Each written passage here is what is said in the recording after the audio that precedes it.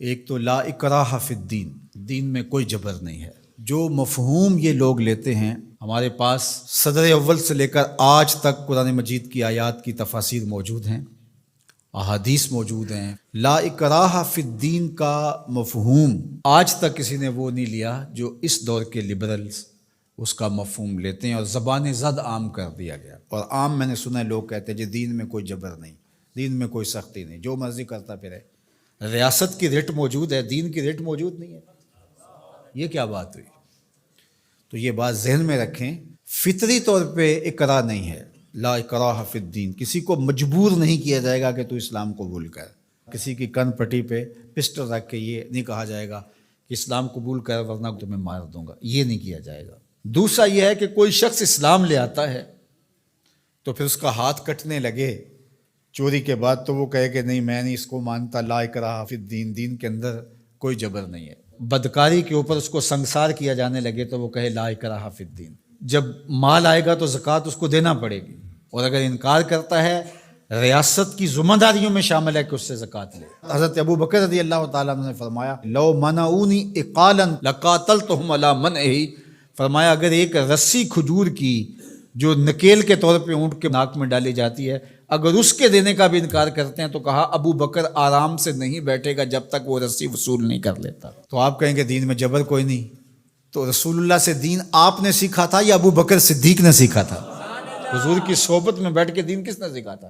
تو وہ تو یہ مفہوم سمجھے، آپ کی ریاست کی ریٹ ہے تو دین کی ریٹ کیوں نہیں ہے؟ تو چند اردو کی کتابیں پڑھ لینے سے یا لبرلز نے جو صغرے کبرے ملا کر کے خود ساختہ تشریحات دین کی اب کر رکھی ہیں، اور وہ کچھ لوگوں کو بڑی اچھی چیزیں لگتی ہیں، تو وہ دین کا نیا یہ ایڈیشن، یہ اسلام نہیں ہے، اسلام دو نہیں ہے، اسلام ایک ہی ہے، وہ صدیوں سے وہی اسلام ہے جو محمد عربی لے کر تشریف لائے صلی اللہ علیہ وآلہ وسلم۔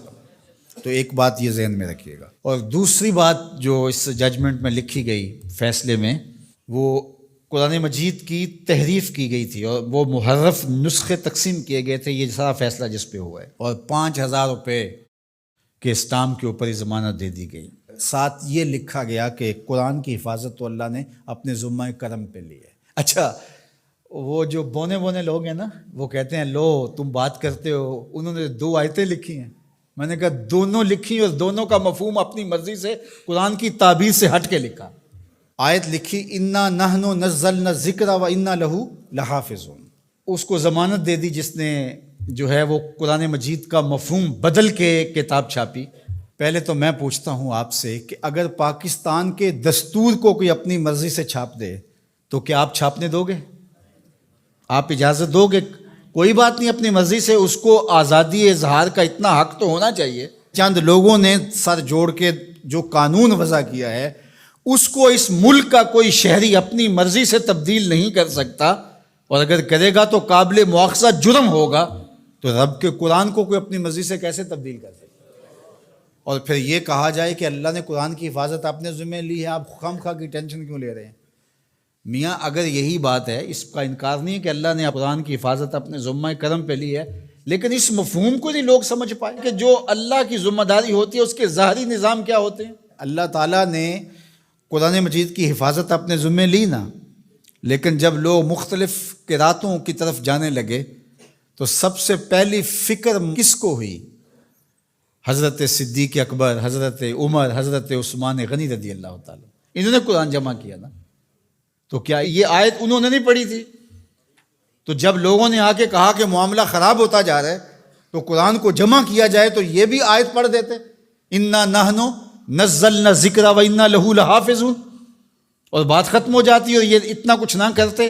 لیکن وہ جانتے تھے اس نے حفاظت اپنے ذمہ کرم پہ لی ہے اور ڈیوٹیاں ہماری بھی لگائی۔ تو اللہ تعالیٰ جل شانہ کا نظام ہے، اور اس نظام کی ظاہری تنفیذ کے لیے ہوگا کچھ نہیں قرآن مجید کو، لیکن ہمارا امتحان ہے کہ تم نے کیا کیا۔